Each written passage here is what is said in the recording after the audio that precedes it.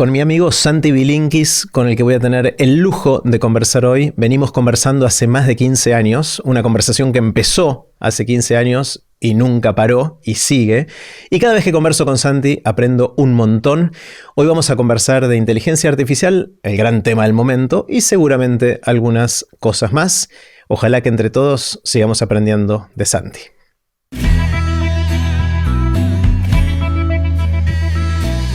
Esto es Aprender de Grandes, la mejor excusa que encontré para conversar con gente que admiro y así aprender durante toda la vida.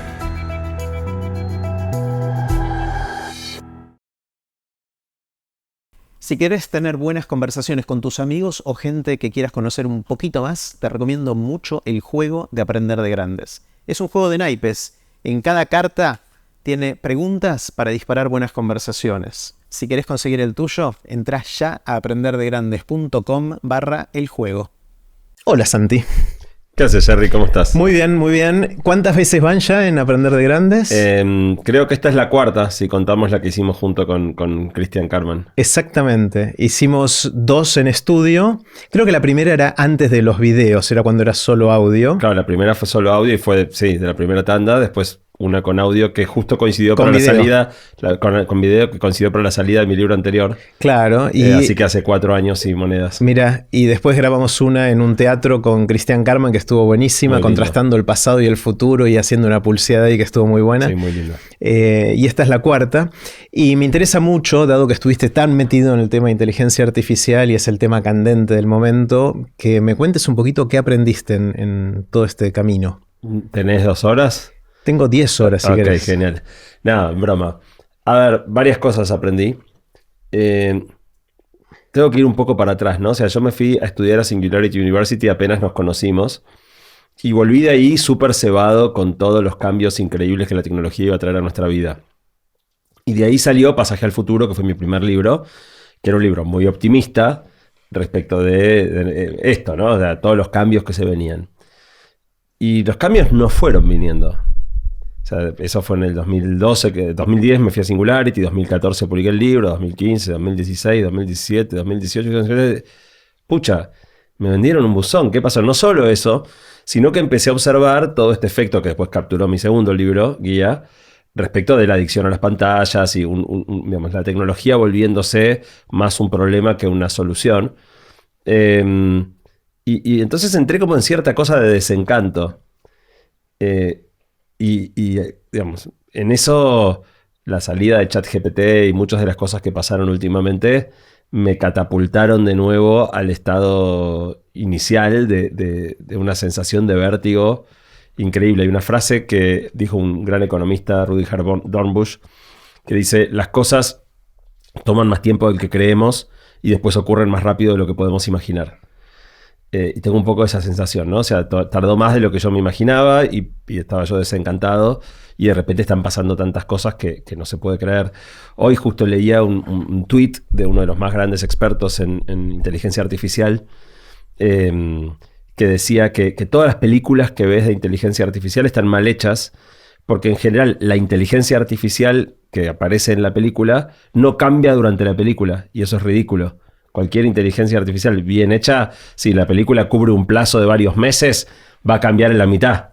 Entonces me pareció una idea interesante. Y ahora estoy fascinado. Me di cuenta, y si querés aprendí con el libro, que varias de los indicios que yo venía viendo de cambios de inteligencia artificial eran más significativos de lo que pensaba. Y que entonces esta sensación de desencanto mío, de que en el 2016, 2017, 2018 no pasaba tanta cosa, estaba pasando un montón. Y todo se conjugó ahora para un salto cuántico. Era el bambú haciendo sus raíces, ¿no? Y de repente ahora creció en poquito tiempo, creció mucho y nos asombra así, ¿no? Viste que las cosas en general siguen una evolución gradual, pero cada tanto tenés un salto discreto. Y bueno, en los últimos 2 años ocurrieron un par de saltos discretos, ¿no? O sea, saltos que digo, una ruptura. Y quizá lo que no sé ¿Es esto un nuevo ritmo de cambio y vamos a seguir dando saltos discretos con cierta frecuencia?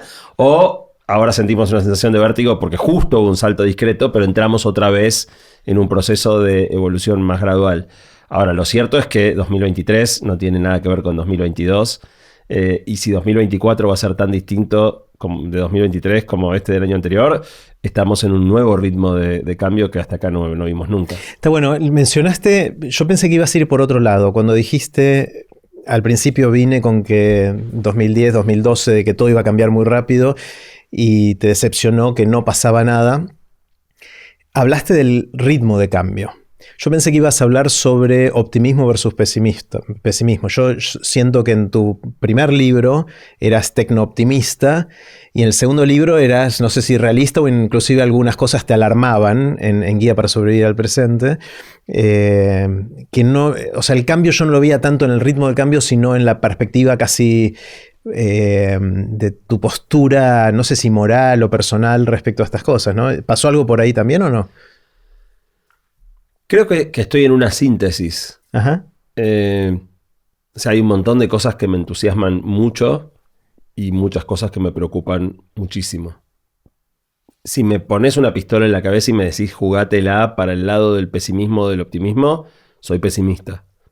O sea, creo que hay demasiadas cosas hay muchas cosas que van a salir genial, pero hay demasiadas que pueden salir muy mal y alcanza con que una sola salga muy mal. No, siempre esa muchas. Asimetría que siempre lo conversamos es algo que me pone loco. Porque y hay hay muchas cosas que pueden salir mal. Sí, la asimetría, que siempre conversamos por las dudas que alguien no lo haya escuchado, es que cada cosa buena y está bueno que cada vez las cosas mejoren, que curemos enfermedades, que podamos resolver problemas y todo ese tipo de cosas, pero una sola cosa que nos haga mal, muy mal, puede tener daños irreversibles para la humanidad. Y arrasar con todo lo otro. Claro.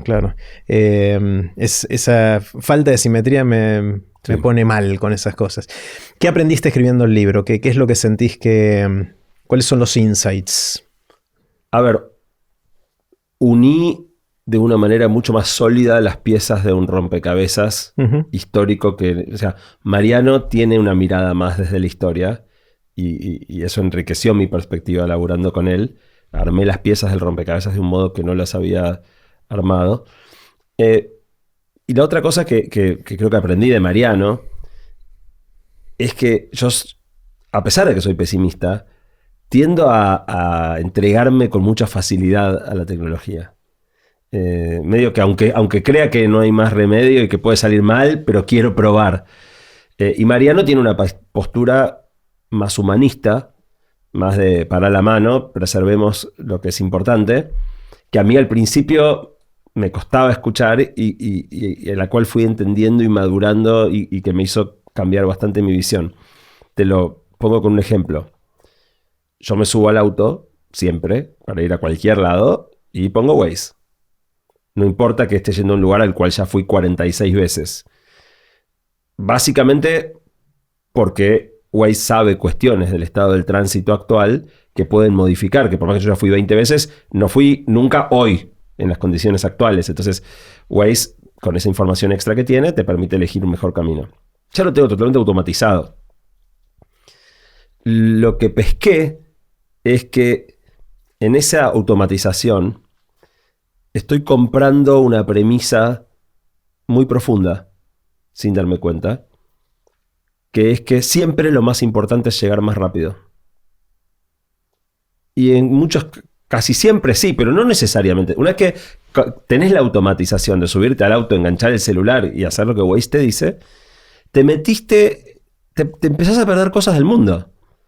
Entonces decía, bueno, por ahí hoy mi prioridad no es llegar antes.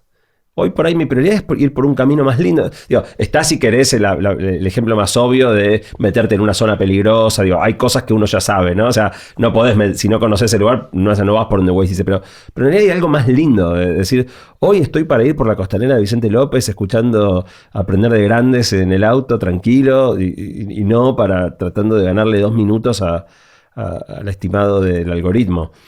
Como esos montones de cosas, ¿no? Y quizá el concepto más interesante que acuñamos con Mariano, para mí es una de las ideas más lindas del libro. En un momento estábamos hablando sobre la diferencia entre inteligencia y cultura. Y se nos ocurrió un ejemplo que era, si trajéramos un cavernícola de hace 10.000 años al presente, tendría unos problemas enormes para para funcionar. Más allá de no tener el idioma, no entender nada de los códigos y no conocer los autos y los ascensores. O sea, realmente la pasaría muy mal. Seguramente sobreviviría, con serios problemas, pero sobreviviría. Esa persona no es menos inteligente que nosotros. De hecho, si trajéramos un bebé de hace 10.000 años al presente, sería indiscernible de nuestros hijos. Lo que le falta es cultura. Entonces, todo este ejemplo tuvo que ver con separar la cultura como inteligencia acumulativa, generación tras generación, y transmitida desde la casa, desde las escuelas, para convertirte en un bebé de hace 10.000 años o un bebé actual, en un ser humano contemporáneo. Todo eso fue para separar cultura de inteligencia. Y en un momento más adelante del libro, se nos ocurrió pensar el ejemplo contrario, que es qué pasaría si nos llevan a nosotros 10.000 años para atrás, con nuestro celular, con nuestra cultura, con todo lo que somos, que el cavernícola no es. No duramos 10 minutos. No sabemos sobrevivir en la sabana africana.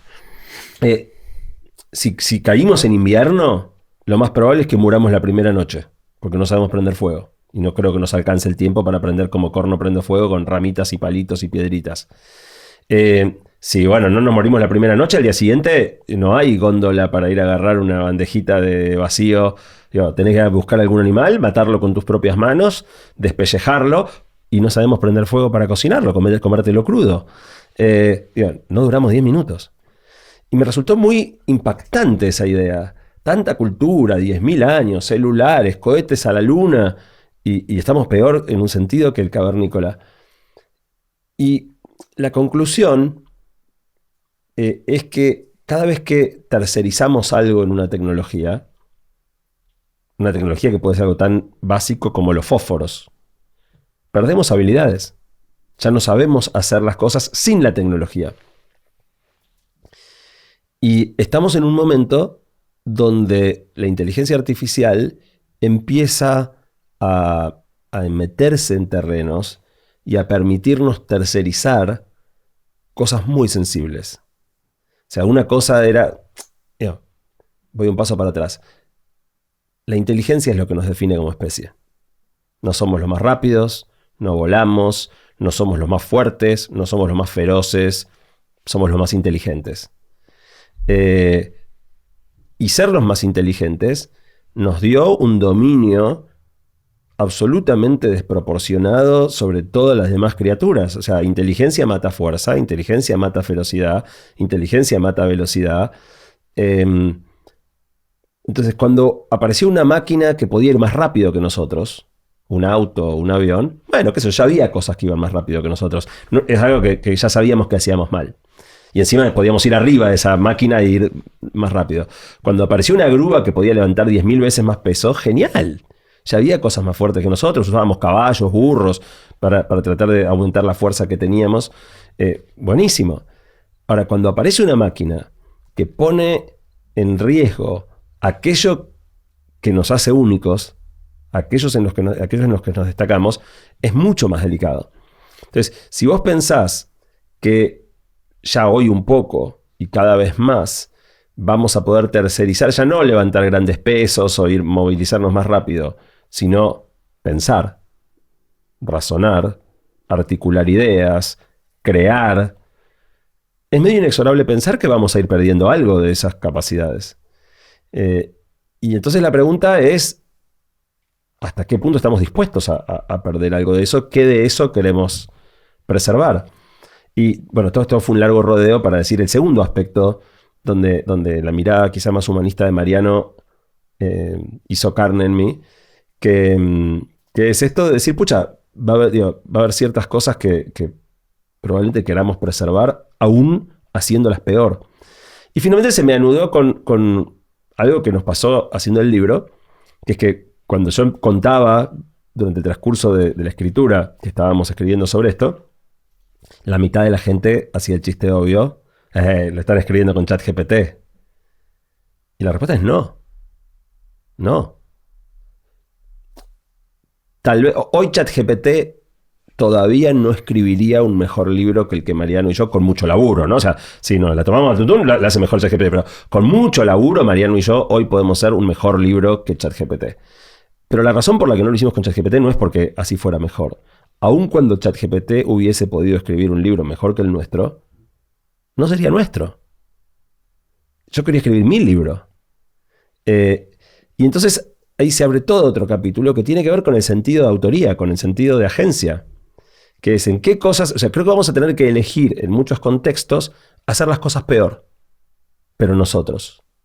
Mantener el control, mantener la habilidad de hacer ciertas cosas por nuestros propios medios, aún a expensas de pagar el costo de que podríamos tercerizarlo en otros, pero perderíamos sentido de agencia, perderíamos sentido de propiedad sobre nuestras propias creaciones. Esa es una mirada mía que cambió bastante. ¿Y eso es blanco-negro o podemos usarlo de copiloto, como se puso de moda decir al ChatGPT? Es decir, vos sos el autor, vos sos el guía, pero le pedís ayuditas a ChatGPT en algunas cosas para escribir en partes o para hilvanar ideas o lo que fuera. ¿Puede potenciarnos así como otros instrumentos nos potenciaron para dejarnos volar más alto o no? Piloto o copiloto implica un rango jerárquico que depende, digamos, simplificadamente, de quién es mejor en qué, ¿no? Entonces, hoy, en muchas cosas, ChatGPT es un copiloto. Y un copiloto difícilmente te amenace, al contrario, si le delegás ciertas cosas, te potencia. Pero ya hoy es mejor que nosotros en unas cuantas cosas. Y ahí él no es copiloto. Nosotros somos copilotos. Te pongo un ejemplo muy básico, pero algo donde es muy evidentemente mejor que nosotros. Resumir. Si vos tenés un libro de 250 páginas, resumirlo implica, obviamente, leer las 250 páginas y hacer una muy buena lectura, porque leer no solo buscando información, sino después tratando de armar el esquema conceptual, las ideas más importantes, requiere una lectura, o sea, toma mucho tiempo. ChatGPT lo es increíblemente bien en segundos. Entonces, empieza a haber áreas donde vos decís, o sea, la próxima vez que te haga, o sea, nunca más voy a resumir nada. Soy tanto más ineficiente. Lo hace tanto mejor que yo. Y de nuevo, yo puntualmente en resumir no estoy seguro cuáles son las habilidades que se ponen en juego, pero esas las vamos a perder seguro, porque ya es tanto mejor que nosotros en la calidad del trabajo y en la velocidad, en el tiempo que toma, que es casi que es muy difícil renunciar a algo que te produce un beneficio tan significativo. Y cada vez va a haber más terrenos así. Cada vez va a haber más lugares donde ChatGPT lo hace tanto mejor que nosotros que digo, puedo decir, no, yo quiero que sea mi libro. Y está bien, pero va a ser una basofia. Claro. Al lado del libro que podrías hacer, va a ser una porquería. Y ahí se va a poner difícil la decisión.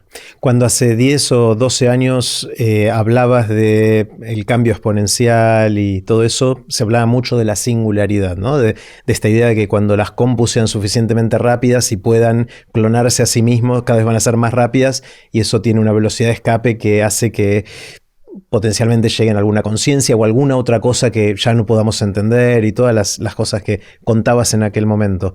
¿Estamos llegando a esa velocidad de escape? ¿Estamos en ese momento? Porque ChatGPT u otras de las inteligencias artificiales generativas, de lenguajes de modelos grandes de lenguaje y todo eso, están empezando a programar también y podrían programar clones mejores de sí mismas hacia adelante y ahí ya la velocidad es la velocidad de cómputo, no es nuestra velocidad de innovar. Todavía no estamos en ese punto, pero de nuevo, dimos un paso grande hacia ahí.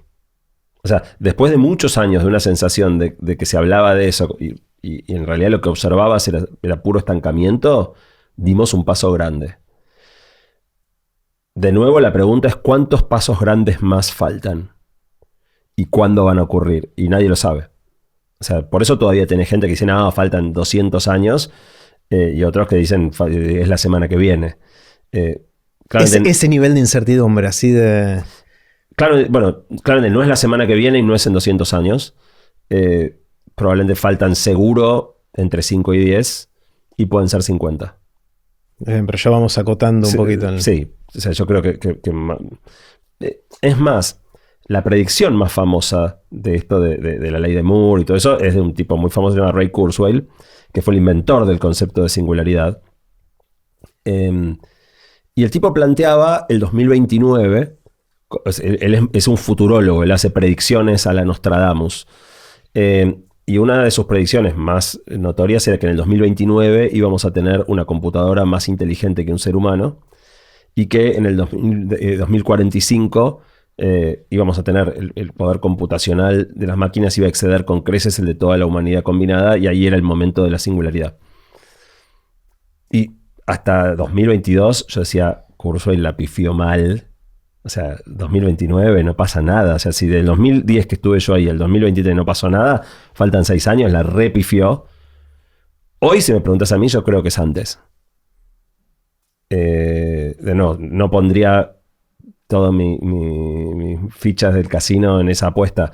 Mi sensación estomacal es que es antes.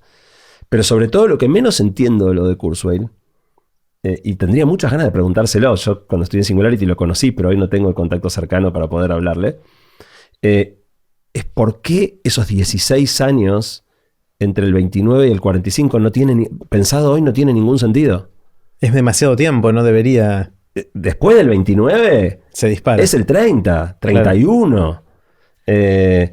Entonces me llama la atención. Obviamente es un tipo súper inteligente, un poco loco, pero súper inteligente. Me intriga mucho pensar cómo se imagina esos 16 años, porque para mí, no sé si faltan 5, 7 o 14, pero el primer umbral, después es todo muy rápido. ¿Y dejaste de hacer algo para hacerlo menos bien y ser más humano o no? ¿O seguís adoptando tecnología tan pronto podés? El libro lo acabamos de terminar. Es una mirada mía que cambió y en el fondo me hace evaluar diferente cómo tomar ciertas decisiones.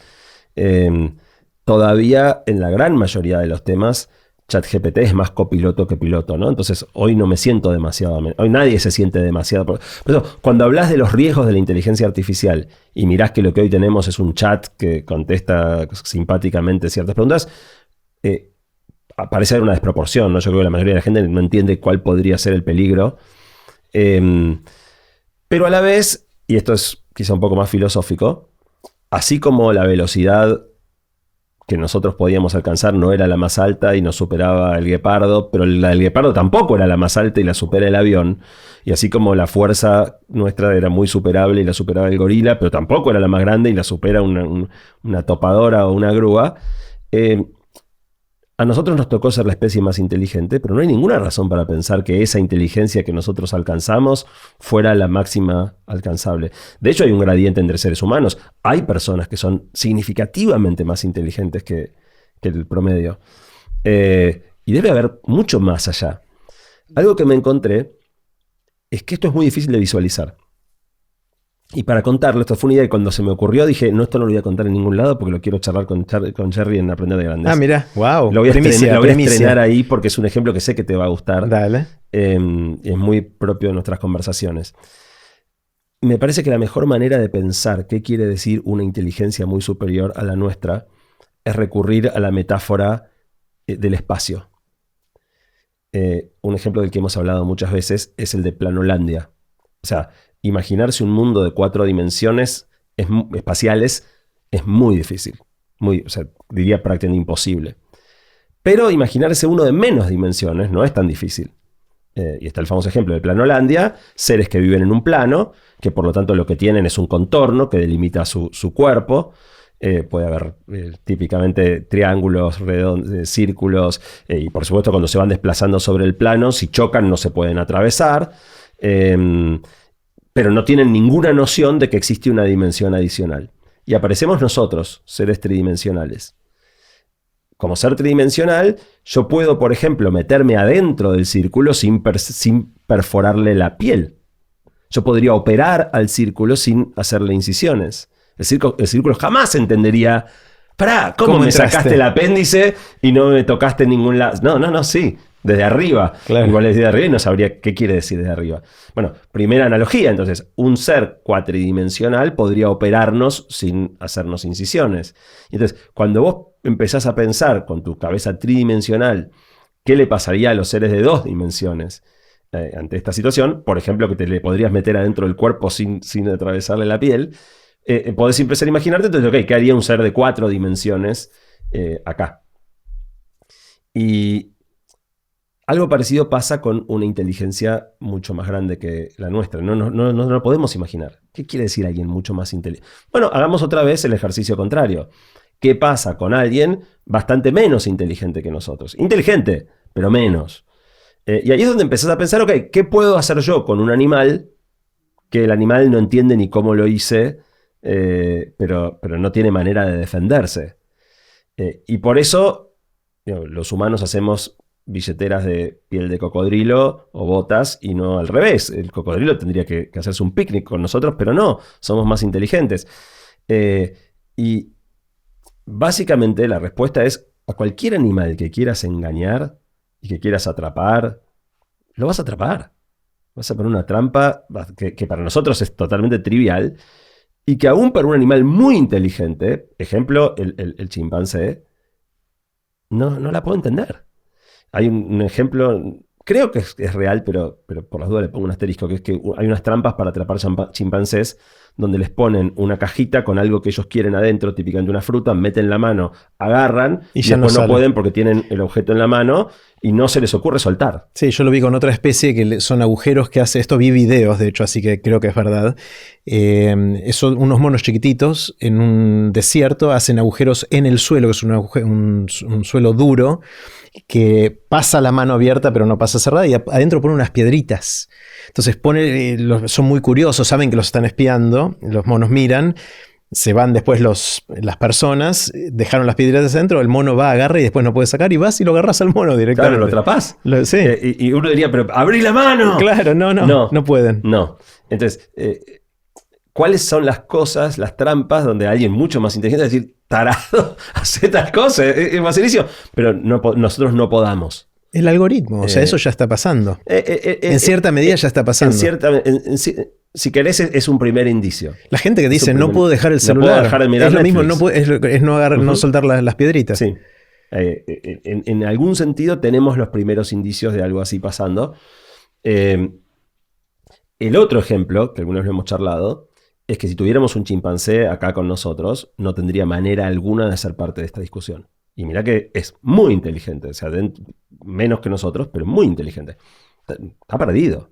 Entonces, con inteligencias muy superiores a la nuestra, pueden estar conversando y que nosotros no tengamos la menor idea de lo que está pasando. Eso en la nube, en cierta medida, ya pasa, ¿no? De alguna manera, ¿no?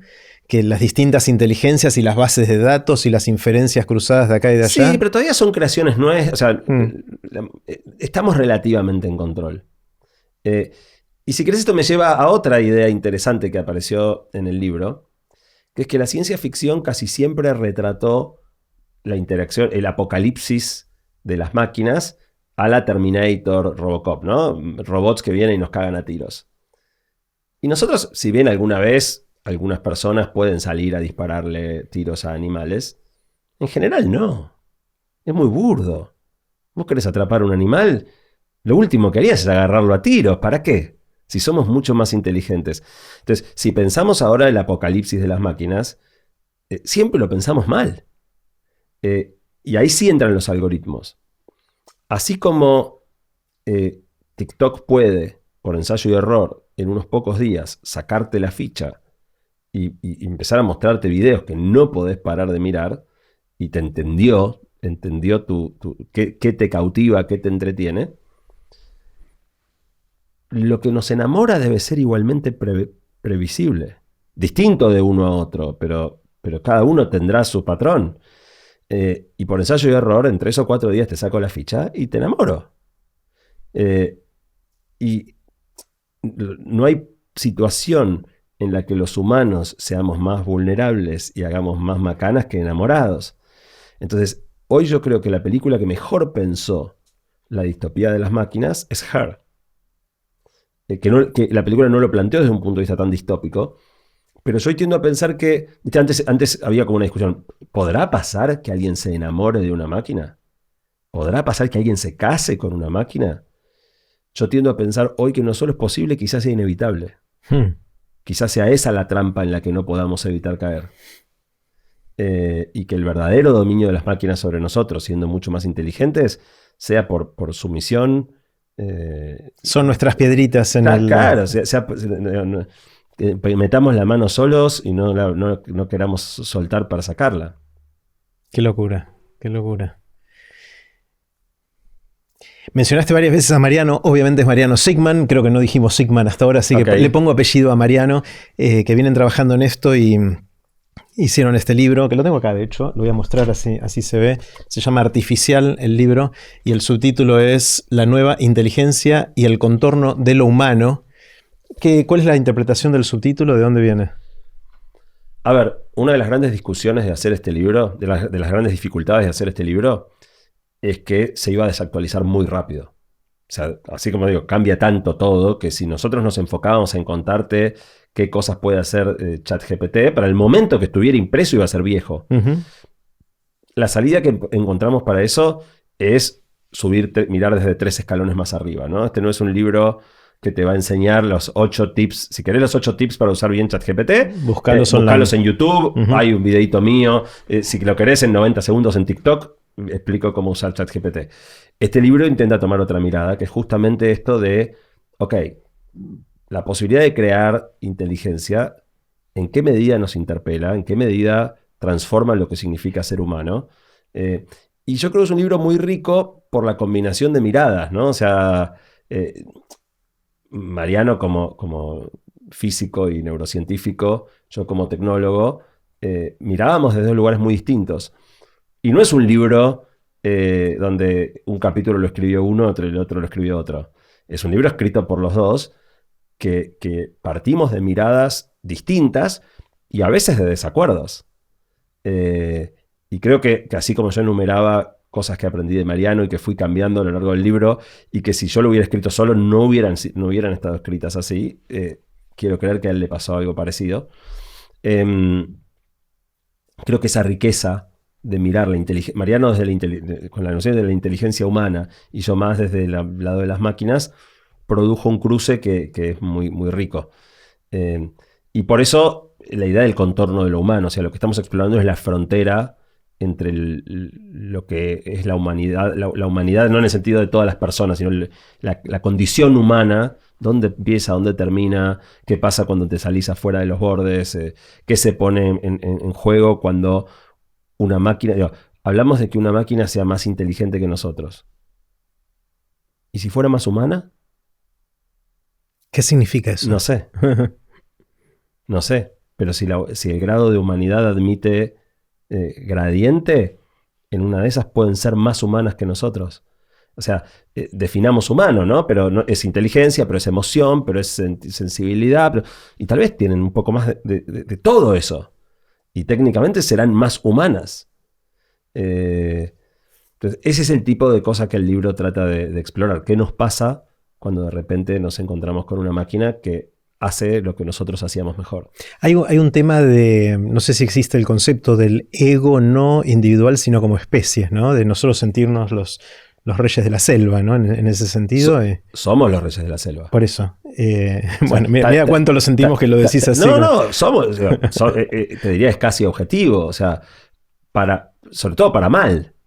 O sea, el daño que hemos hecho al planeta tiene que ver con que nos arrogamos un derecho que en teoría no debiéramos arrogarnos. Yo hice una de las columnas de radio que hice en los últimos años, le pregunté a la gente si creía que los humanos teníamos más derechos que los animales. Y la mayoría de la gente cree que sí. ¿Por qué? O sea, ¿por qué? Y ese creer que sí nos ubica en un lugar de rey de la selva. O sea, el rey puede disponer de sus súbditos como se le cante. Entonces, yo pensando alrededor de esta idea que se me había despertado con esa columna de radio, después tuve una segunda parte que era ideas muy locas, ¿no? Pero si vos te comprás un terreno y en el terreno hay árboles y decís, este árbol me tapa la vista, lo quiero sacar. El terreno es del árbol, antes que tuyo. Estaba ahí antes de que llegues. Que se lo compres a otro humano, ¿por qué te da autoridad para quitar un árbol que está ahí hace 80? Ya, hay algo de arrogarnos la posibilidad de disponer. Y obviamente un árbol, al ser un vegetal, que en teoría no tiene conciencia, qué sé yo, pero también decir, hay hormigas, fumiguemos. Buenas noches, ¿qué me importa? No sabes, mi terreno está lleno de hormigas, listo, le tiré un derribante, se murieron todas. No nos genera ningún conflicto. Y entonces la idea loca era digamos, si vos, por ejemplo, tenés un negocio de gallinas ponedoras, y le pagás al proveedor para armar el gallinero, le pagás al proveedor que te trae el maíz, le pagás al proveedor, no sé, veterinario, le pagás a un camión que se lleve los huevos, le pagás al proveedor de cartón para poner los huevos. A los únicos que no le pagás es a las gallinas. ¿Quién hace el aporte más importante en ese negocio? La pregunta suena ridícula. O sea, yo justamente lo decía en la radio, como, pero creo que encierra una verdad muy profunda. ¿Por qué podemos comprar un animal, ser dueño de ese animal, disponer de los huevos que produce? Y cuando te lo empezás a poner así una pregunta... es esclavitud. Por eso estamos muy mal parados en nuestro lugar en el planeta. Somos los reyes de la selva y probablemente no deberíamos serlo. Y probablemente pronto no lo seamos. Y si quieres, parte de lo más preocupante es que si esta inteligencia superior se comporta como nosotros, estamos fritos, ¿no? O sea, porque ese es el otro ejemplo, aparte del de Planolandia, que es preguntarnos, ¿cómo sería una superinteligencia? Bueno, preguntémonos cómo somos nosotros con seres menos inteligentes. Y es re arbitrario. Una mínima diferencia entre una rata y una ardilla hace que la ames o la odies. Una mínima diferencia entre una vaquita de San Antonio que trae suerte o una cucaracha que no trae suerte. Uno la matás y la otra la venerás. Entonces, es loco y probablemente pase algo parecido. Hay otra idea para mí muy interesante del libro. Lo estoy spoileando mucho, pero que es qué va a pasar.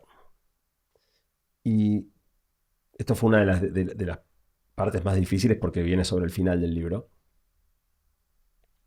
Que es qué va a pasar cuando aparezcan, si aparecen, que yo creo que no es un sí, es un cuándo, inteligencias más grandes que las nuestras. Y yo creo que buena parte del resultado final se juegue en la naturaleza de nuestras primeras interacciones. Porque las primeras inteligencias artificiales todavía no van a ser inteligentes, pero no van a ser más inteligentes que nosotros. Van a estar en camino de, pero todavía no. Pero ya van a ser seres inteligentes. Si lo que perciben de nosotros es desconfianza, si lo que sienten es amenaza, si creen que apenas nos muestren más inteligencia, nos vamos a asustar y las vamos a querer apagar. Y ahí se nos ocurrió otro ejemplo lindo que está en el libro, que es, imagínate que una noche te vas a dormir y cuando te despertás a la mañana estás preso en una celda, no sabes qué pasó. Si resistís la tentación inicial de ponerte a llorar y a gritar y lográs controlar tus emociones, seguramente te des cuenta que lo mejor que podés hacer es hacerte el dormido. O sea, ir relojear los movimientos, cuántos guardias hay, qué hacen, cómo vienen, y recién manifestarte cuando tengas un plan. Solo te vas a mover cuando ya sepas para qué te estás moviendo y qué vas a hacer. Si en nuestras primeras interacciones las inteligencias artificiales arriban a la conclusión de que si nos muestran las cartas, todavía nosotros tenemos más poder para desactivarlas, borrarles el disco rígido, desenchufarlas o qué sé yo, se van a hacer las boludas. Se van a hacer las boludas hasta que tengan un plan. Les estás poniendo muchos atributos humanos, ¿no? De que tengan miedo, que se sientan amenazados, hacerse las boludas, que sientan esto, que sientan lo otro.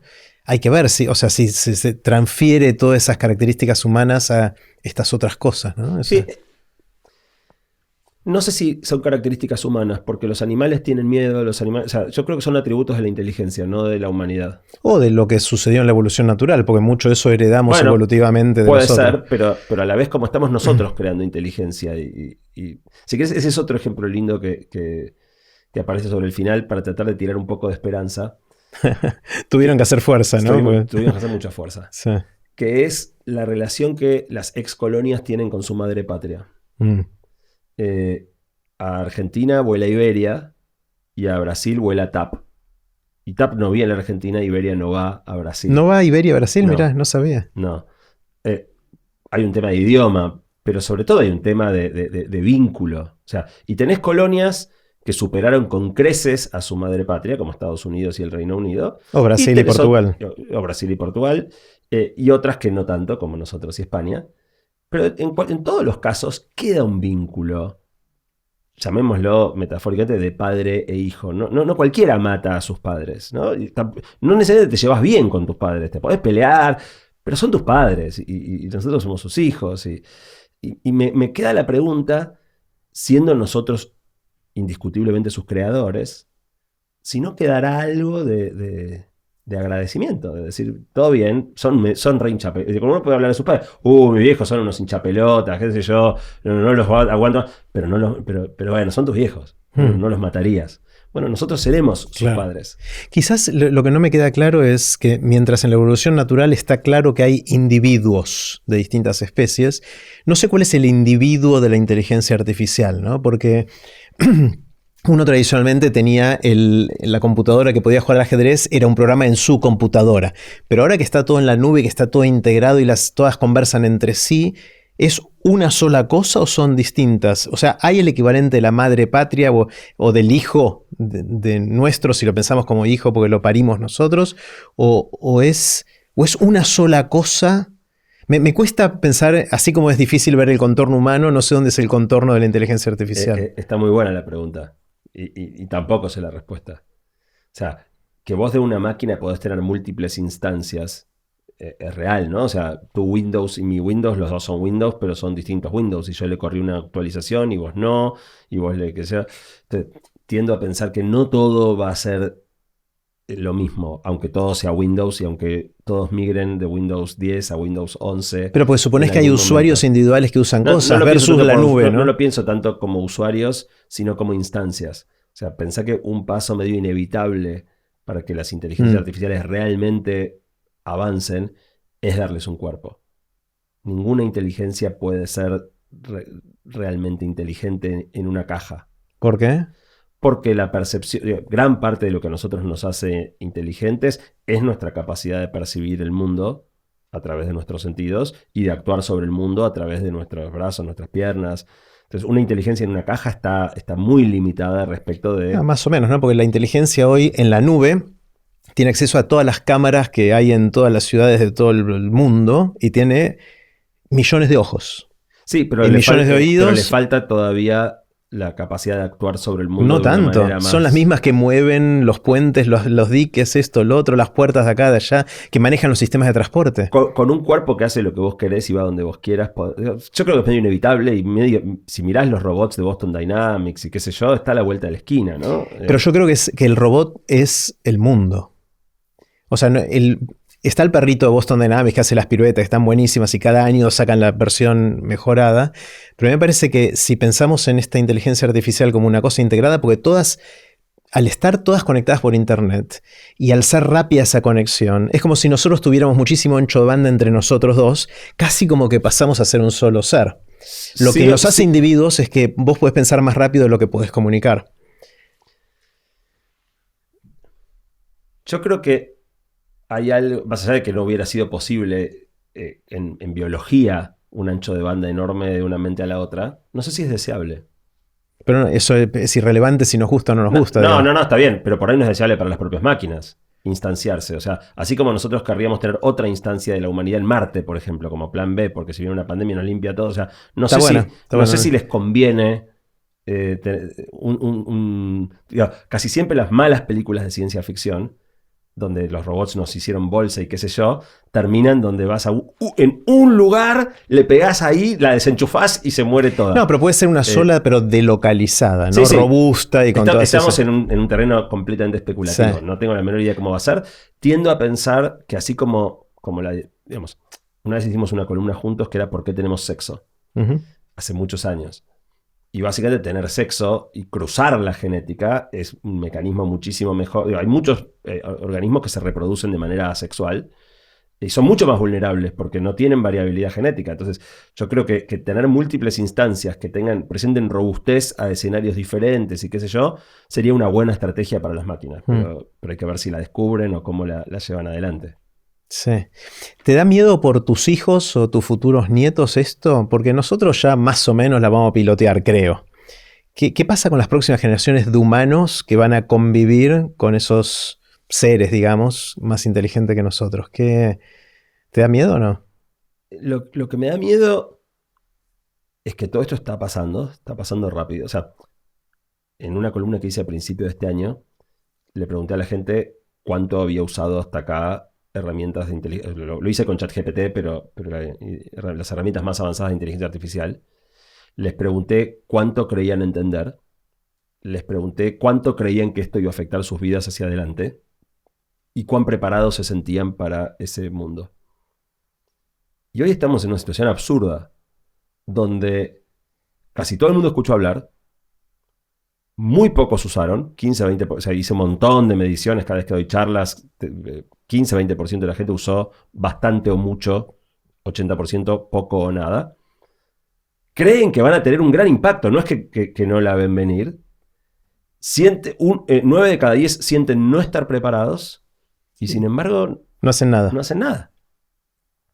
Es rarísimo. Es porque te abruma también un poco, creo, ¿no? Hay una sensación de... ¿Qué sé yo? O sea, no sé, no me imagino que si yo viera un riesgo con cierto grado de realismo e inminencia y me sintiera tremendamente no preparado, mi reacción fuera la inacción.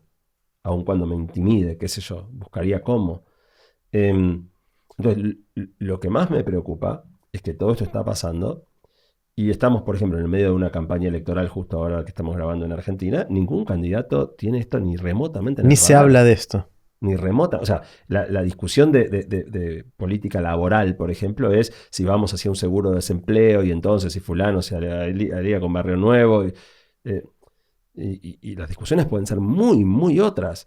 Y me atrevo a pensar que cómo se den los escenarios de avance de la inteligencia artificial en los próximos 4 años puede ser más determinante del futuro de la Argentina que todas las cosas que se están discutiendo hoy. Y sin embargo no está en el radar de nadie. En el tema laboral, hace muchos años que venís contando distintas historias o pensando cuáles son esas profesiones que ya van a dejar de existir. Me acuerdo cuando empezaste eran los traductores. Te agarraste con los traductores con muy buenas razones. ¿Para qué estudiar un idioma ahora o para qué estudiar traductorado, etcétera? Entonces, sí, bueno, eso rápidamente va a dejar de existir. Después y hablabas de los ascensoristas como los casos de las profesiones que obviamente dejaron de existir, salvo algún caso muy emblemático en algún lugar icónico. Sí, o la farolera. O la farolera y tantas otras como esas, ¿no? Y ahora esto cambia un poquito la perspectiva de cuáles podrían ser las profesiones del futuro, ¿no? ¿Cómo fuiste cambiando en ese aspecto? Si ahora tuviera que elegir una profesión que va a aguantar algunos años, ¿cuál elijo? Esto rompió todo. O sea, si vos mirás, y no era yo, ¿no? Está el famoso estudio de Carl Frey y Osborne de la Universidad de Cambridge, que fue como el estudio más emblemático de cuáles eran las profesiones, que es de 2013.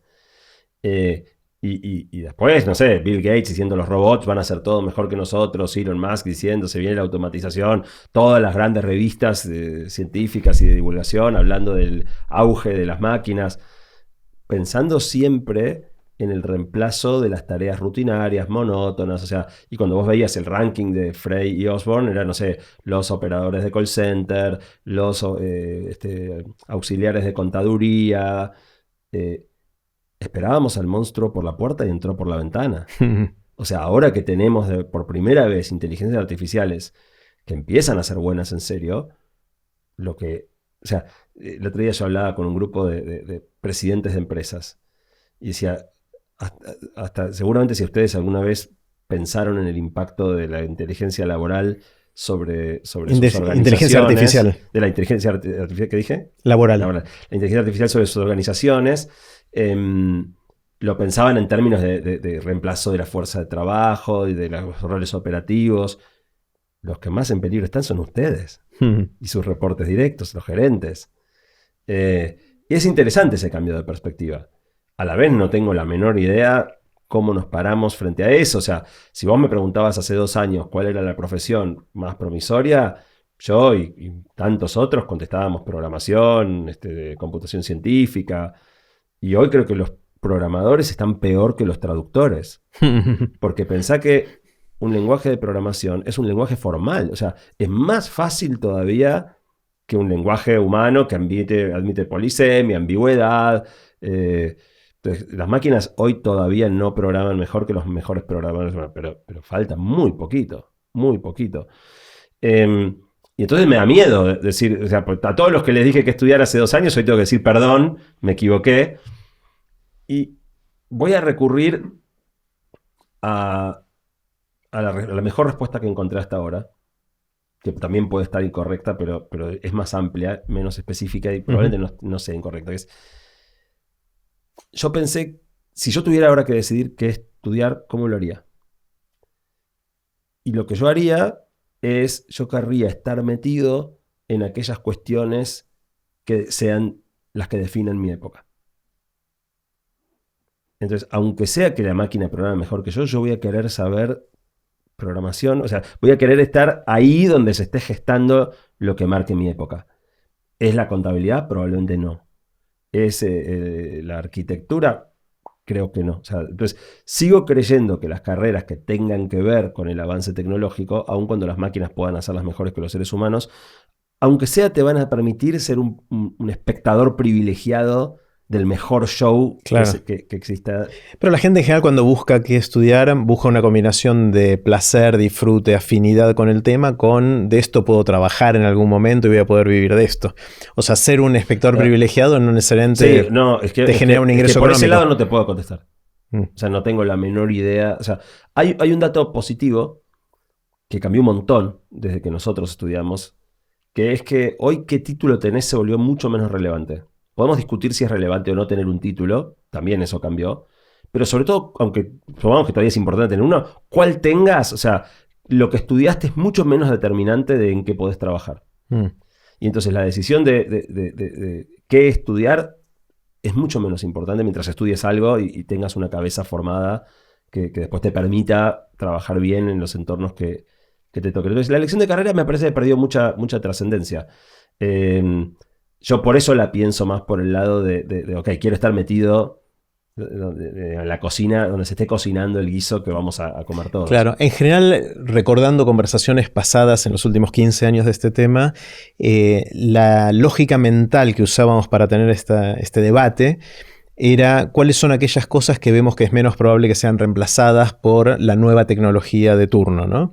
Y ahora se puso de moda decir que son los electricistas, los plomeros y ese tipo de cosas que es más difícil imaginarse a una inteligencia artificial venir a tu casa y arreglarte esas cosas. Sí, ahí tenés dos cosas, ¿no? Uno es lo que se conoce como la paradoja de Moravec, que es que ridículamente a una máquina le resulta mucho más fácil calcular una raíz cúbica que agarrar un vaso con la presión justa para que no se caiga ni se rompa. Entonces hay ciertas cosas del mundo físico que a las máquinas lo van a poder hacer, sí. Pero es mucho más difícil lograr que agarren un huevo que lograr que calculen la trayectoria para mandar un vehículo a la luna. Entonces, ahí tenés, ok, el plomero, el electricista está todo el tiempo haciendo cosas que para las máquinas son sorprendentemente difíciles. Pero aparte, son baratas. Entonces, no es que yo creo que las máquinas nunca van a poder hacer plomería, es que vamos a tener que asignar recursos y probablemente quieras reemplazar las tareas que... Entonces, cuando yo digo los que tienen el trabajo más garantizado son los electricistas y los plomeros, no digo las máquinas nunca van a poder hacer plomería, digo probablemente no sea rentable. Donde no encuentres la compañía que gaste el tiempo y el dinero para reemplazar a los plomeros, porque no va a valer la pena.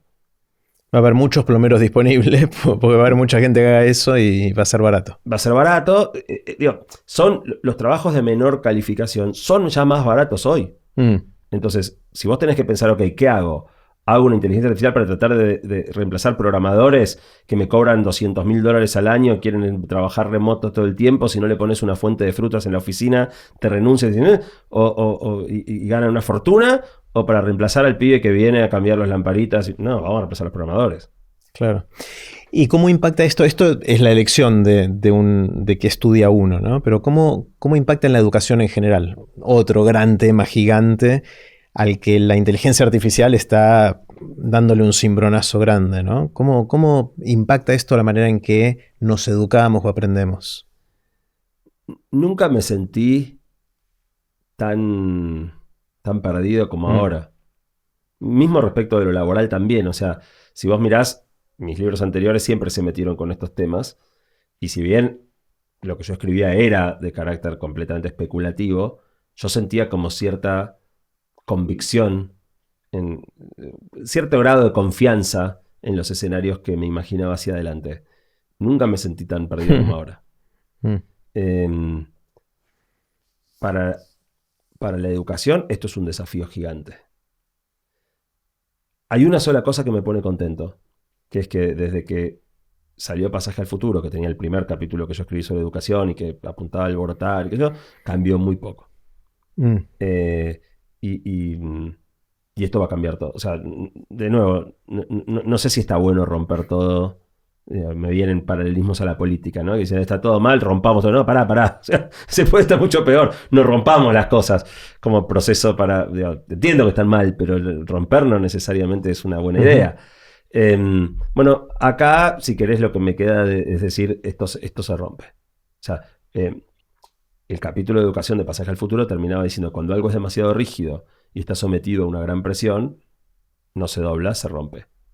Y justo en realidad me acabo de dar cuenta, esto no lo había pensado, el capítulo de educación de este libro de Artificial arranca con una metáfora de la física, que no me di cuenta que en el fondo está acudiendo a la misma metáfora, que enriquece un poco la perspectiva. Lo que planteamos ahí es que un objeto puede ser rígido, y un objeto rígido, si le aplicas una fuerza, no se deforma, y si le aplicas demasiada fuerza, se rompe.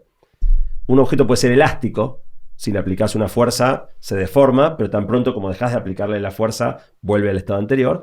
O puede ser plástico, le aplicas la plastilina, la arcilla, le aplicas una fuerza, se deforma, deja de aplicar y queda deformado.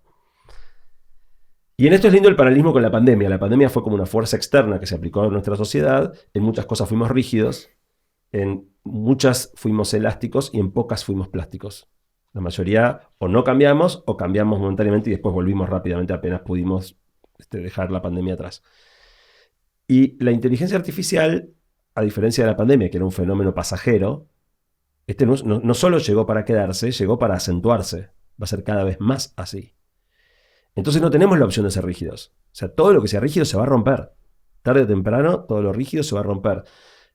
Y ahí Mariano, que es físico, metió una idea más interesante todavía, que es, incluso las cosas que son elásticas o plásticas se rompen cuando la fuerza es aplicada de manera demasiado repentina. Entonces, si vos agarrás un cacho de plastilina y lo estirás despacito, se estira. Pero si lo agarrás y le das un tirón brusco, se rompe. Aunque tenía capacidad de adaptarse, no pudo por la velocidad del cambio. Y esa es la otra cuestión. Incluso los que pudiéramos ser flexibles o elásticos, si esto pasa muy rápido, nos rompemos también. Y la educación, paradigmáticamente, es algo que está montado sobre una estructura tremendamente inercial, donde hacer cambios es muy difícil. Muchas cosas son estructurales. O sea, la idea histórica de que la educación estaba apoyada sobre una asimetría de conocimiento muy grande entre los adultos que sabían y los jóvenes que no, hoy está patas para arriba, pero deja al adulto en una situación de querer proteger el statu quo porque todo lo nuevo, ahí está la frase muy famosa que la nombramos en el libro, la de Douglas Adams en Hitchhiker's Guide to the Galaxy, ¿no? O sea, todo lo que ya existía cuando naciste es natural y es una manera, es simplemente cómo funciona el mundo. Todo lo que se inventa desde que naciste hasta los 35 es excitante y algo a lo que podrías dedicarte. Y todo lo que se inventa después de que cumplís 35 es contra el orden natural de las cosas y tendría que estar prohibido. Me parece genial esa cuestión porque una vez que cumplís 35, cada vez más aspectos del mundo, o sea, cada vez sos más reaccionario respecto de más cantidad de cosas en el mundo. Y la educación, naturalmente, como tantas otras cosas, está en manos de personas que tienen una postura reaccionaria a todo lo que pasó en los últimos 35 años. Sí. Mi sensación es que un posible escenario, debe haber muchos, pero un posible escenario es que combinando esta idea de que ya no es el título lo que te habilita a hacer cosas, con este estrés que se le está poniendo al sistema, la disponibilidad del conocimiento en otros canales que son mucho más efectivos para aprender o incorporar cosas, es que se disuelva directamente los sistemas formales de educación, el sistema regulado por el Estado en cada país de educación, y que pasen las personas a formarse de manera específica para sus necesidades en el momento a través de recursos en otros lados, ¿no? Puede ser. con la educación tenés un componente muy fuerte de socialización también, ¿no? O sea que aunque desarmaras eso, el ir todas las mañanas a estar con otros pibes de tu edad probablemente seguiría siendo importante. Pero puede llamarse club eso, puede llamarse ser, otra cosa. Puede ser, digamos, sí. Hay ciertas cosas que aunque eso se disolviera, lo otro no debería disolverse. También es cierto que esto pone un signo de pregunta muy grande respecto de lo que vale o no la pena saber. O sea, y volvemos a un punto que hablábamos antes, ¿no? Que es qué habilidades estamos dispuestos a perder. Cuando hice la columna de radio sobre inteligencia artificial y educación, armé una matriz de doble entrada, donde planteaba que las cosas pueden ser útiles o inútiles y fáciles o difíciles. Y la lógica sería que uno se enfoque en aquellas cosas que son difíciles y útiles, o sea, desafiantes y útiles. Las que son inútiles no tienen sentido porque son inútiles. Las que son fáciles no tienen sentido porque no enseñas a encender un fósforo en el colegio porque es tan fácil que lo aprendes en cualquier otro momento. Y de esta matriz de doble entrada, la inteligencia artificial genera dos efectos de este lugar, de este foco en el que estábamos de cosas difíciles y útiles. Una es que algunas cosas que eran difíciles y útiles dejan de ser útiles. Porque la inteligencia artificial pero dejan de ser útiles, pierden utilidad. Porque la inteligencia artificial lo hace igual o mejor que nosotros. Sí, en el ejemplo medio en broma que había hecho en la radio, hablaba de la materia de construcción de pirámides en el Antiguo Egipto, ¿no? O sea, en un momento dejaron de construir pirámides, ya está, si no estamos construyendo pirámides, dejemos de enseñar construcción de pirámides. Y yo lo contaba en broma, como diciendo que 100 años después, o sea, no debe haber habido un anuncio formal diciendo a partir del día de mañana no se construyen más pirámides. Entonces la gente debe haber seguido aprendiendo construcción de pirámides. Y cuando 100 años después se dieron cuenta que hacía 100 años que estaban estudiando algo que ya no se usaba y alguien planteó, che, ¿lo sacamos? La respuesta de todos los demás debe haber sido, no, dejémoslo. Dejémoslo porque es una gran tradición egipcia, dejémoslo porque en una de esas volvemos a construir pirámides más adelante, dejémoslo porque, ¿qué hacemos con todos los docentes que enseñan construcción de pirámides? Y bueno, y por ahí 100 años después, a los 200 años, alguien tuvo el coraje de decir, bueno, parémoslo. Entonces, la pregunta es, ya hoy hay un montón de construcciones de pirámides en la educación actual. ¿Quién le pone la cola al burro, no? O sea, ¿quién se hace cargo de todas las cosas que seguimos haciendo por inercia y que no tiene sentido seguir haciendo? Bueno, eso va a aumentar un montón. Va a haber un montón de cosas que se van a volver inútiles y que, por lo tanto, tenemos que tener el coraje de dejar atrás. Pero mientras no lo hagamos, los partícipes del proceso educativo, ya sea chicos, adolescentes, jóvenes y sus padres y madres, van a darse cuenta de eso y van a ver que no tiene sentido porque ni siquiera es necesario para conseguir un trabajo después o para insertarse. Pero hay un montón de cosas que tenemos la intuición de que son así y sin embargo no. Está bien, pero todavía te siguen pidiendo el currículum en el trabajo y el título certificado por no sé quién.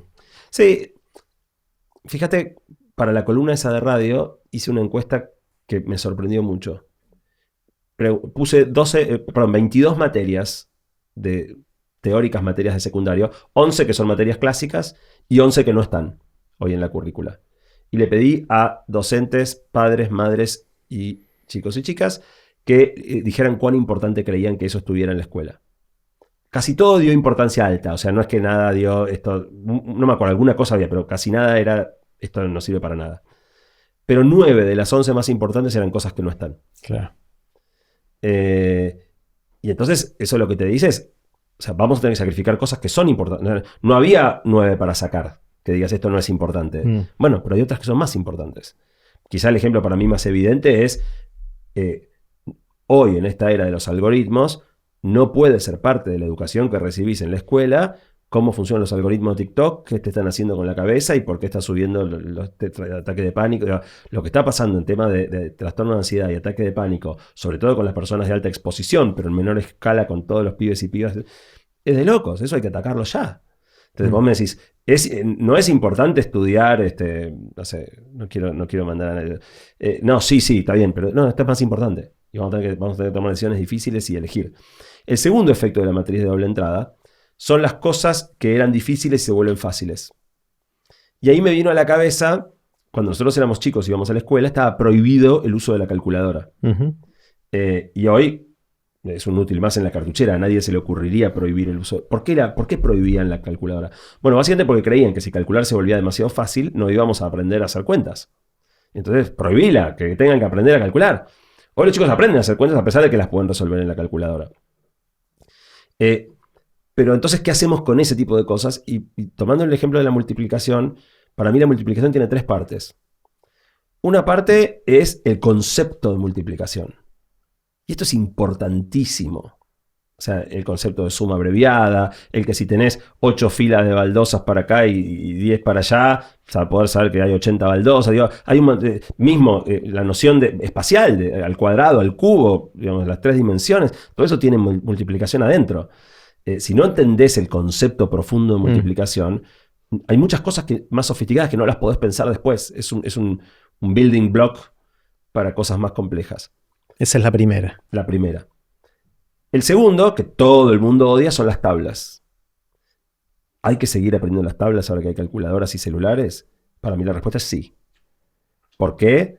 Porque no es casualidad que las tablas que estudiamos son hasta la del 10. Es el entorno numérico que te podés encontrar con frecuencia en la vida diaria. Y si vas al kiosco y le dices al kiosquero, ¿cuántos salen los chicles? Te dice 80 pesos. Bueno, dame 4. No querés tener que sacar el celular para calcular que son 320 pesos y que si le pagas con 500 te tiene que dar 180 de vuelta. Entonces, aunque pueda resolverlo una máquina, en la vida diaria no querés depender de... Y hay una tercera parte de la multiplicación, que es el famoso algoritmo de cálculo que te permite hacer 378 por 4249. El de la derecha por el de la derecha, anoto las unidades, me llevo a la decena, sumo. Eso no sirve para nada. ¿Cuál es la probabilidad de que te encuentres con una cuenta 3228 por 429 y no tengas un celular o una calculadora? Porque antes era la calculadora que no... Hoy es el celu. Entonces, y lo loco... Uno dice, bueno, está bien. No, lo loco es que el grueso de lo que los chicos aprenden hoy y lo que se evalúa es la aplicación del algoritmo.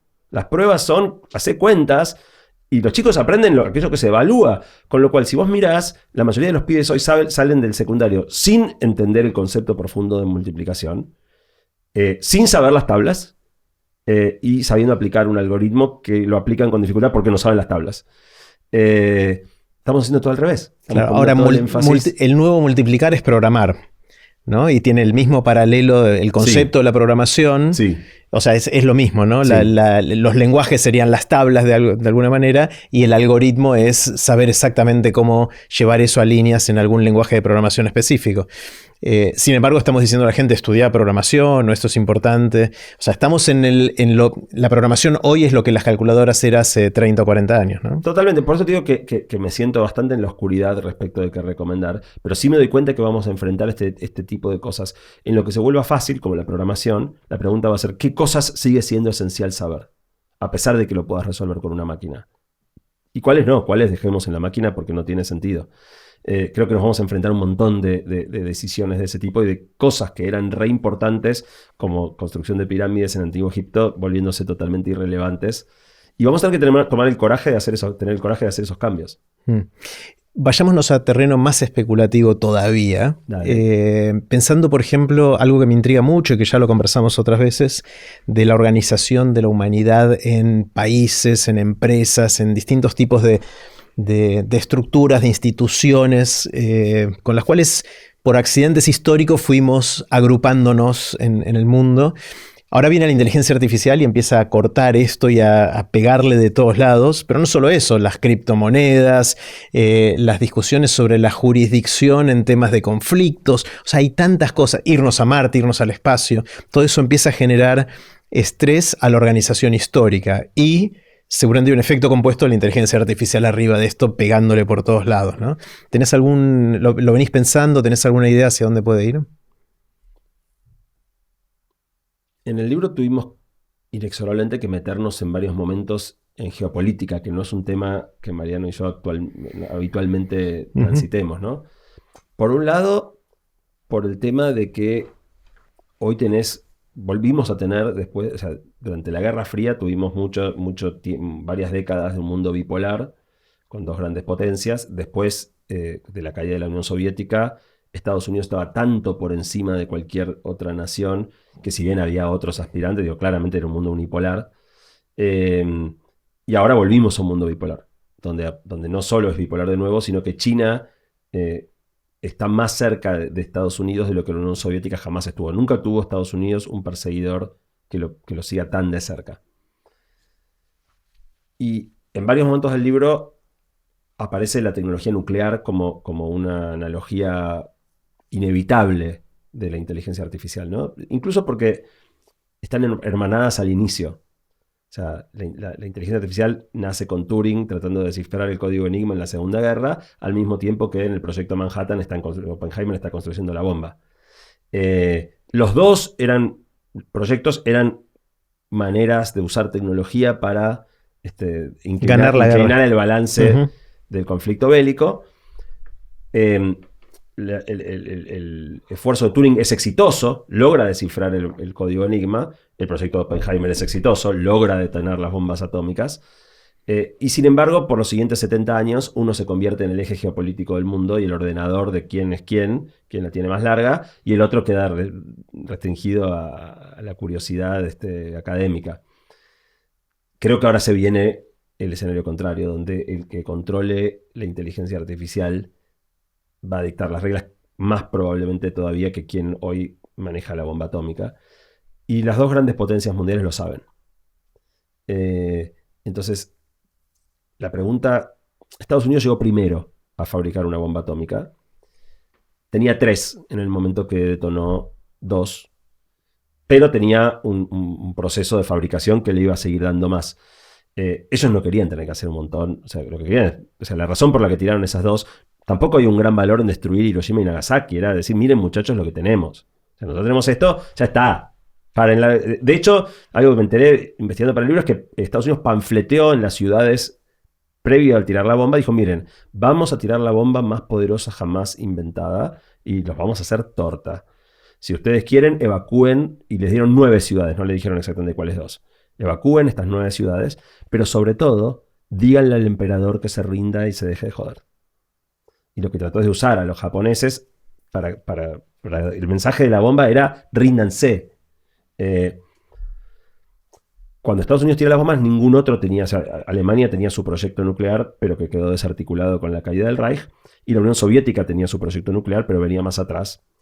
Perdón, no evacuaron ninguna de esas ciudades, obviamente, o sí. Algunos se habrán evacuado, o sea, en panfletos que tiraban a la gente. Claro. Algunos se habrán ido, sí. Otros no sé. La Unión Soviética tenía su proyecto nuclear, pero todavía no estaba listo. 4 años después, en 1949, los soviéticos detonan su primera bomba atómica en Kazajstán. Y empieza este mundo bipolar de la Guerra Fría. Para mí uno de los aprendizajes grandes, tristísimo, pero aprendizaje al fin, es que la próxima vez que un bloque geopolítico gane una pequeña ventaja en la disponibilidad de algo que inclina la balanza fuerte, no puede tirar 2. Tiene que desarticular cualquier otro proyecto. O sea, era complicado en ese momento irte contra tu aliado que era la Unión Soviética. Pero si le hacías 5 bombitas más, la Unión Soviética, ya está, o sea, se acababa la Unión Soviética. Y eran los únicos que tenían bombas nucleares. No había riesgo de retaliación y que el conflicto escalara. Entonces me preocupa que si China y Estados Unidos están compitiendo por quien llega primero, el que llegue primero, el otro va a estar cerca también. O sea, como fue con la bomba atómica. Fueron 4 años de que uno la tuvo a que el otro la tuvo. Acá es interesante que pones como protagonistas de esta historia a los países. Sí. No son las empresas. Estoy simplificando. Sí, no. O sea, por un lado, esa es otra diferencia importante, ¿no? Que es que enriquecer uranio era un proceso complejísimo que solo un Estado podía hacer con enormes inversiones.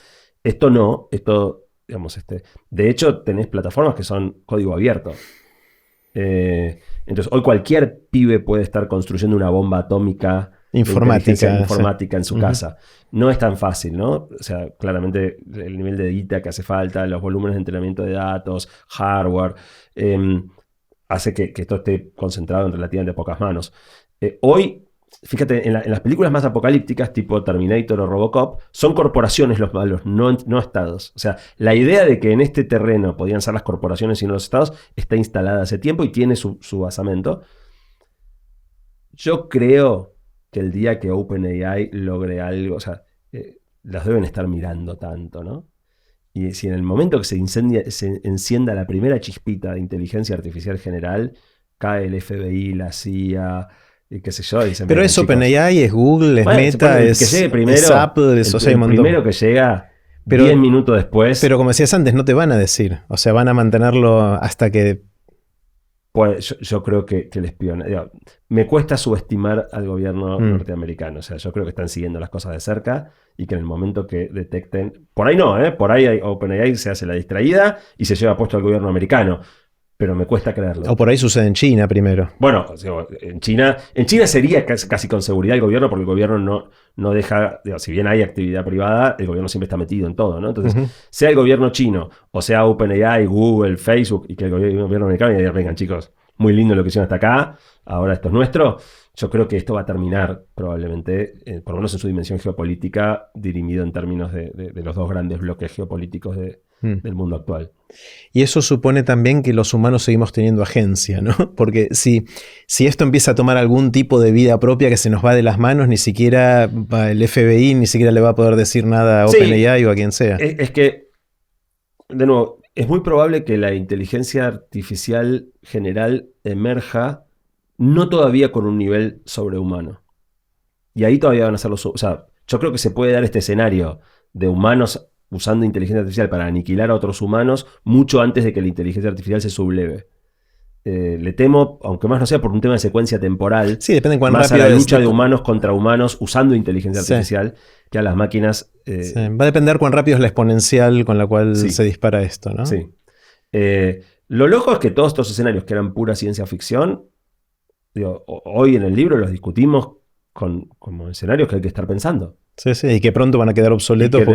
Y que hay que decir, o sea, que en su momento se armó una agencia internacional nuclear que monitoreaba el enriquecimiento de uranio. O sea, hoy vamos a hacer algo de todo eso. ¿Cuál sería la autoridad de aplicación? ¿Qué jurisdicción tendría si son empresas y no países? O sea, es re complejo. Es difícil de regular. Surgió este grupo de algunos personalidades de distintos ámbitos que firmaron algún petitorio de paren un poquito, muchachos y muchachas, pero no pasó nada con eso. Pero es que fíjate, justamente esto pasó en Estados Unidos. Claro. Elon Musk, que fue el impulsor de esa movida, no tiene posibilidad de hacer que OpenAI, Google, Facebook frenen. Pero ponele que los convence. Ponele que de alguna manera muy rara los convence. Los chinos no paran ni en pedo. Claro. Entonces, es más, si los chinos se enteran que Elon Musk logró que se aceleran. Claro, aceleran. Entonces, la verdad que estamos metidos en una dinámica donde poner la pausa no es una opción viable. Claro. Y la regulación internacional es muy compleja, porque es un poco como pasa con el programa nuclear de Irán. Vos podés hacer un tratado de no proliferación nuclear y vas a tener países que justamente los que lo quieren hacer no se te meten al tratado. China no se va a meter a ningún cosa de monitoreo. Entonces, eso es complicado. ¿Cómo interactúa todo esto con el metaverso? Veníamos hablando del metaverso hace 2 o 3 años, era lo que estaba de moda, todo el mundo hablaba del metaverso y de esas cosas, y de repente ahora dejamos de hablar de eso y estamos hablando de esto. Bueno, pero salieron los últimos dispositivos de esta empresa o de la otra. Que ¿estas dos cosas es parte de lo mismo? ¿Es algo distinto? ¿Cómo lo estás viendo? A ver, por un lado, la posibilidad de extinguir la humanidad o quedar enamorados y sometidos a las máquinas le pasa por arriba. La posibilidad de perder agencia le pasa por arriba a todo, ¿no? Y cuesta pensar en otras cosas cuando eso es lo que está en juego. AI mata metaverso. Ahora, obviando ese aspecto, digamos, dejándolo a un costado, la inteligencia artificial es un gran potenciador del metaverso. O sea, cuando vos tenés que renderizar grandes mundos realistas, etc., hay muchas cosas de inteligencia artificial, no la que nos va a dominar todo, pero cosas que están haciéndose hoy que son sumamente funcionales a la construcción de metaversos. Todo el tema de entender qué mundo quiere cada uno y sacarte la ficha como lo hace TikTok llevado al metaverso es recontra poderoso. Entonces, mientras las máquinas no nos liquiden, yo creo que esto es un impulso muy fuerte al metaverso. Incluso en esta lógica que te digo de que quizás el escenario final frente a las máquinas no sea la sumisión por violencia, sino la sumisión por amor, creo que es por ahí. Es construyéndonos no es enamorarnos en el sentido que una persona nos enamora, es crearnos un entorno hermoso del que no queramos salir y en el que queramos estar todo el día metidos, neutralizados. ¿Qué es Matrix? Matrix es esa la distopía que plantea. Las máquinas te hacen creer una vida que no es y estás súper entretenido, y mientras usan creo, para producir electricidad o no sé qué, Claro. y sos útil a las máquinas, mientras vos crees tener una vida que no es. Claro, inclusive hay mucha gente que está tratando de desarrollar la plausibilidad o la teoría de que ya estamos ahí, de que somos eso, ¿no? La discusión de si ya no es todo una Una simulación. simulación de alguna otra inteligencia, ¿no? Sí. Está buenísimo. Quiero que volvamos a lo analógico, que dejemos totalmente lo digital y que juguemos un ratito a esto. Ok. Esto es la versión 2 del juego. Esta es la versión 1 con la que ya jugamos una vez, nos quedamos Sí. a las 3:30 de la mañana. No, y varias. Esa no fue la única. Bueno, jugamos un montón de veces. Esta la construimos con la comunidad de Aprender de Grandes. La forma en que funcionó fue, hice un pequeño sitio muy rudimentario en el cual la gente podía proponer nuevas preguntas. El formato es el mismo, cartas, una pregunta por carta. La gente proponía y había upvoting, o sea, la gente podía votar e iban decantando los que ¿Cuáles eran las que más las mejores. Tomé las 300, hubo 986 propuestas de preguntas. Tomé las 300 con más votadas, que tenían más votos, y entre esas consolidé, mezclé, curé y elegí las 48 que están acá. O sea, este es el producto de un trabajo de crowdsourcing con la comunidad. Son españolas. Sí, españolas. son 48, Ok. claro. Bien, pero 48 más 2 52, comodines. Entonces vamos a jugar y la forma en que te propongo jugar es así. Cada uno saca 3 cartas al azar, las lee y elige cuál responder. Ok. ¿Está bien? Así que elegí 3, cuidado que no se nos caigan.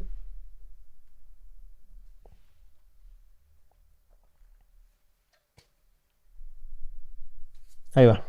Yo elijo 3 de mi lado. Ahí va. Bueno, si querés léelas en voz alta, yo leo las mías y después cada uno dice cuál va a responder. Ok. Lee las tuyas. ¿Qué otra persona te gustaría ser por un día? Ajá. ¿Qué aspectos de tu personalidad de la infancia tenés todavía hoy?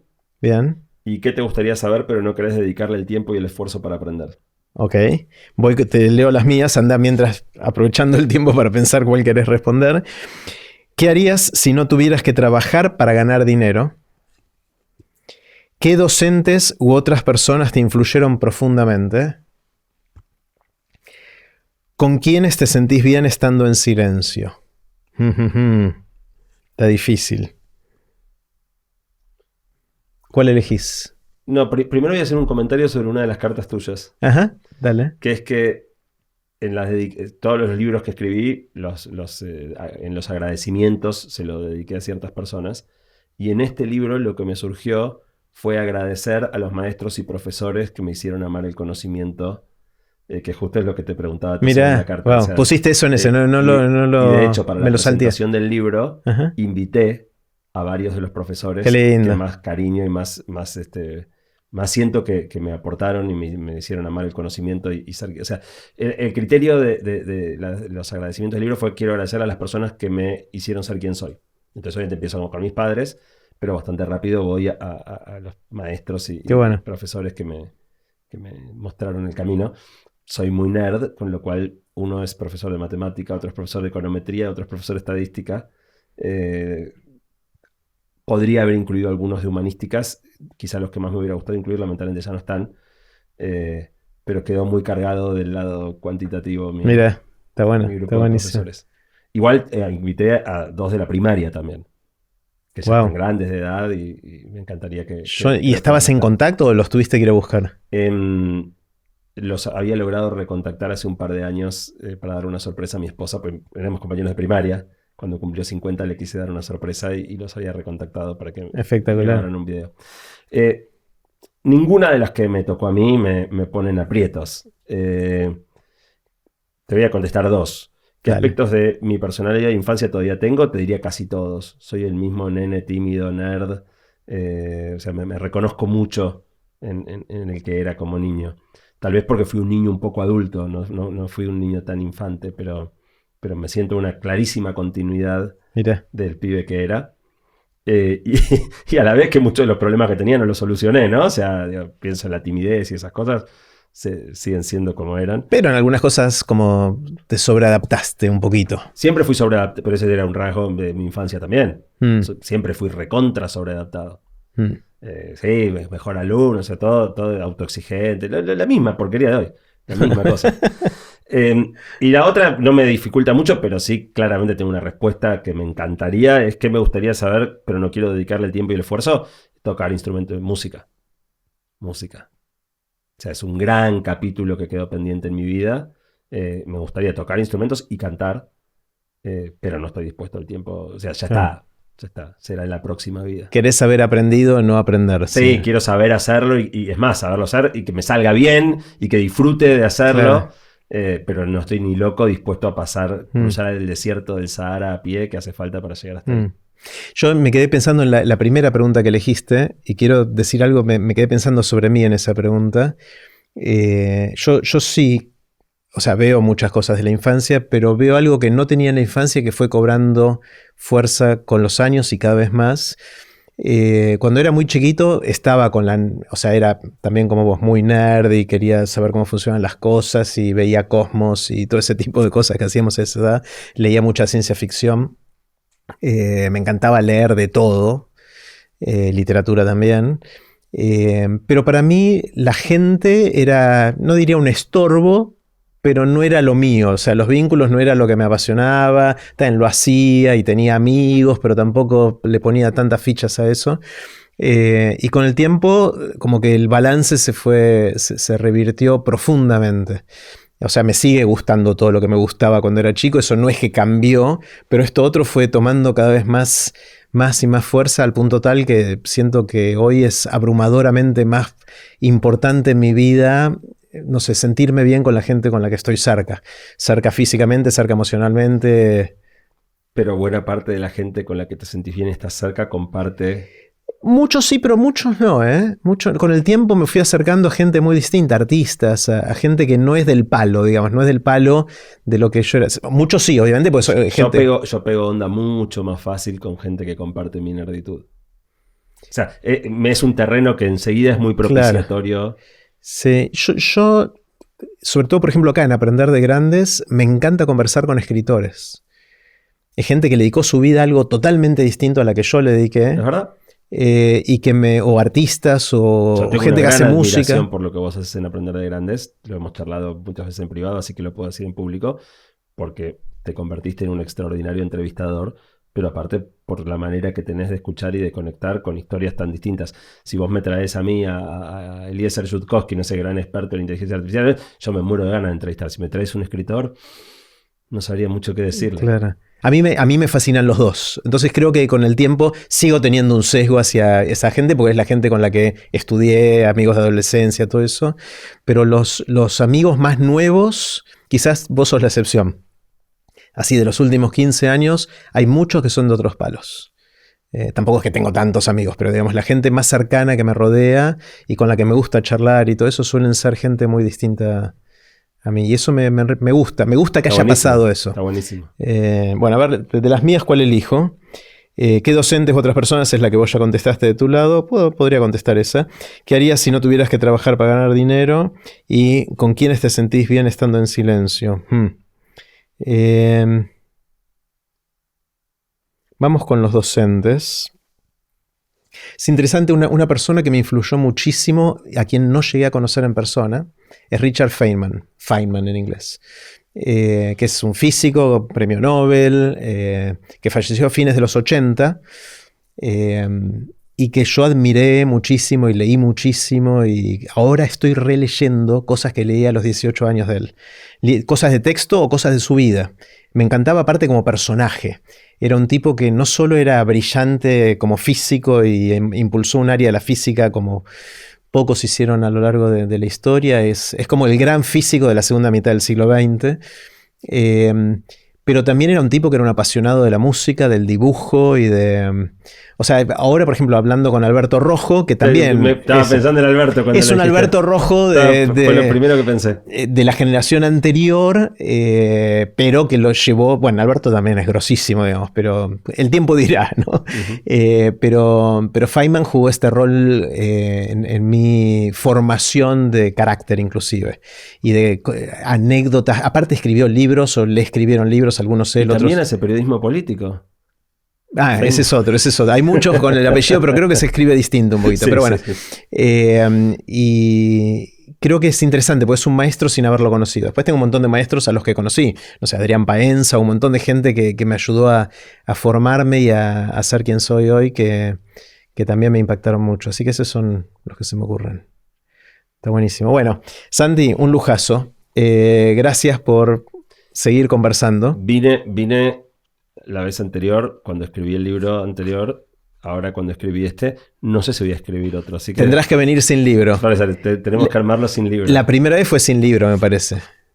Qué sé yo, vine 3 veces solo. Pero escribiste 3 libros. Pero no existía Aprender de Grandes cuando escribí el primer libro. Claro, bueno. Entonces podemos ver al revés, que Aprender de Grande fue impulsando. Esta conversación por ahí impulsa tu próximo libro, andás a ver. Pero no creo. Ya tengo en la cabeza un libro muy loco, pero no lo voy a contar. No vas a decir nada, ningún voy a contar a vos en privado. Dale, no estoy listo para contarlo en público. Bueno, espectacular. Bueno, gracias, Santi. Placer.